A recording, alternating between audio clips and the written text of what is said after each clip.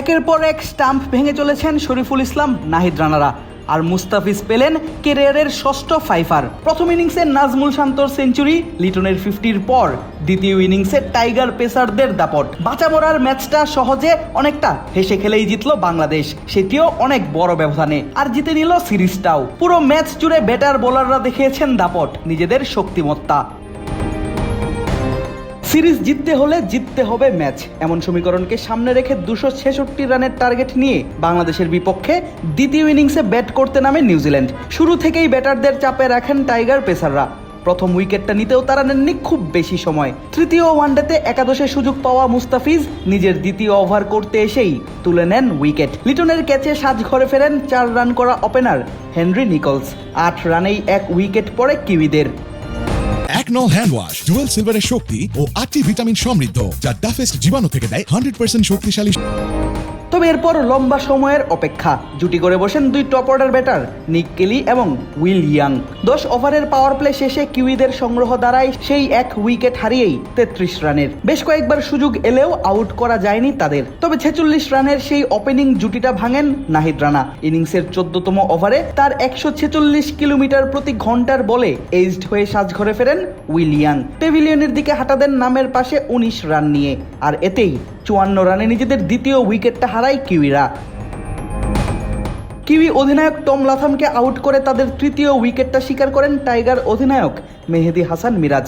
ইনিংসের 17তম ওভারে মিরাজের বল উড়িয়ে খেলতে যান লাথাম, আর এতেই উঠে সহজ ক্যাচ, যা তালুবন্দি করতে কোনো ভুল করেননি শরীফুল ইসলাম। আর এতেই 61 রানে পড়ে কিউইদের 3টা উইকেট। 20 ওভার শেষে তাদের সংগ্রহ দাঁড়ায় 76 রানের, আর একাই প্রতিরোধটা ধরে রাখেন ওপেনার নিক কেলি।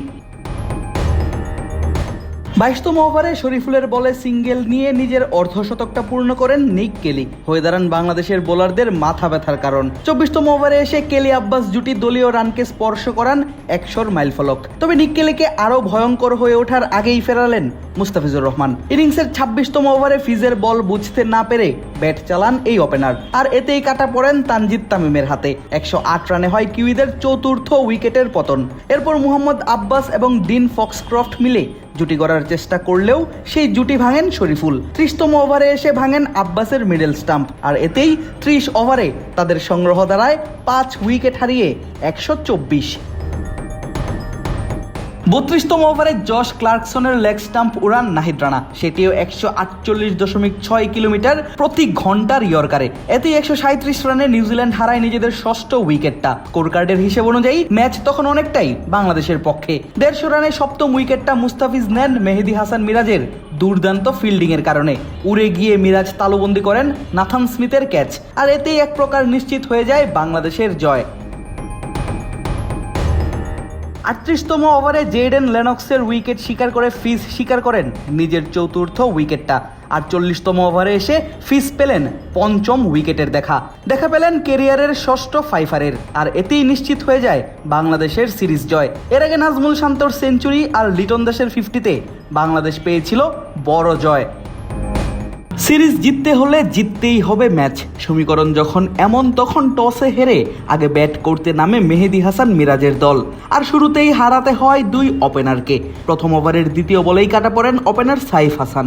বাংলাদেশের রানের খাতা খোলার আগেই দেখতে হয় উইকেটের পতন। সিলভারডাকে সাজঘরে ফিরেন সাইফ, আরেক ওপেনার তানজিদ তামিমও বেশিক্ষণ টিকতে পারেননি ক্রিজে। একই বোলার অরুরকের বলেই হন বোল্ড, ডাগআউটে হাঁটা দেন মাত্র নামের পাশে 1 রান নিয়ে। শুরুতেই 2 উইকেট হারিয়ে বেশ চাপে পড়ে টাইগাররা। সেই বিপদ থেকে দলকে টেনে তোলার চেষ্টা করেন সৌম্য সরকার এবং নাজমুল হোসেন শান্ত। দুজনে মিলে সিঙ্গেল আর বাউন্ডারিতে বাড়াতে থাকেন দলীয় সংগ্রহ। তবে খুব বেশি রান যুক্ত করতে পারেনি এই জুটি। আবারও বাধা হয়ে দাঁড়ায় সেই উইল ও রুর্ক। ইনিংসের 9ম ওভারে 23 রানের এই জুটিকে ভাঙেন সৌম্য সরকারকে বোল্ড করার মাধ্যমে, আর এতেই দলীয় 32 রানে বাংলাদেশ হারায় নিজেদের তৃতীয় উইকেটটা। পাওয়ার প্লের 10 ওভারে বাংলাদেশের সংগ্রহ দাঁড়ায় 3 উইকেট হারিয়ে মাত্র 36 রানের। দলীয় রান 50-এর মাইলফলক স্পর্শ করে ইনিংসের 14তম ওভারে, আর 25তম ওভারে বাউন্ডারির মাধ্যমে বাংলাদেশ পেরোয় 100 রানের মাইলস্টোন। তবে এই রান করতে গিয়ে কোনো উইকেট হারাতে হয়নি টাইগারদের। নাজমুল হোসেন শান্ত এবং লিটন কুমার দাস মিলে গড়ে তুলেন দারুণ এক জুটি। ইনিংসের মাঝামাঝিতে অর্থাৎ 25 ওভার শেষে সেই 3 উইকেট হারিয়েই বাংলাদেশের দলীয় সংগ্রহ দাঁড়ায় 104 রানের। 26তম ওভারে এসে সিরিজের নিজের টানা দ্বিতীয় 50টা আদায় করে নেন নাজমুল শান্ত। কম যান না লিটন দাসও, স্বভাব সুলভ আগ্রাসী ব্যাটিং ছেড়ে করেন নিয়ন্ত্রিত ব্যাটিংটা। মূলত মিডল অর্ডারে হাল ধরার জন্যই লিটনকে টপ অর্ডার থেকে নামানো হয়েছিল মিডল অর্ডারে। সেই কাজটাই যেন ঠিকঠাক পালন করছেন এলকেডি। নাজমুল শান্তর সঙ্গে মিলে গড়েন 100 রানের জুটি। 30তম ওভার শেষে বাংলাদেশের সংগ্রহ দাঁড়ায় সেই 3 উইকেট হারিয়েই 135 রানের। শান্তর পর লিটনও পৌঁছে যান নিজের অর্ধশতকের কাছাকাছি। তবে লিটন সেঞ্চুরির দেখা না পেলেও ঠিকই নিজের শতকটা তুলে নিলেন নাজমুল শান্ত। গত ম্যাচে 50 রানে অপরাজিত থেকে মাঠ ছেড়েছিলেন মাংসপেশিতে টান অনুভব করে, তবে আজ আদায় করে নিলেন নিজের শতকটা। 41তম ওভারে শান্ত পান নিজের সেই মাইলস্টোনের দেখা। বাংলাদেশের দলীয় রান তখন 208, 4 উইকেট হারিয়ে। লিটনের পর নাজমুল শান্ত জুটি গড়ার চেষ্টা করেন তাওহিদ হৃদয়ের সঙ্গে।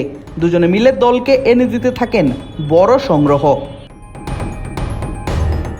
105 রান করে শান্ত আউট হন ইনিংসের 43তম ওভারে সীমানায় ক্যাচ তুলে দিয়ে। তখন রান তোলার দায়িত্বটা গিয়ে পড়ে হৃদয়ের কাঁধে।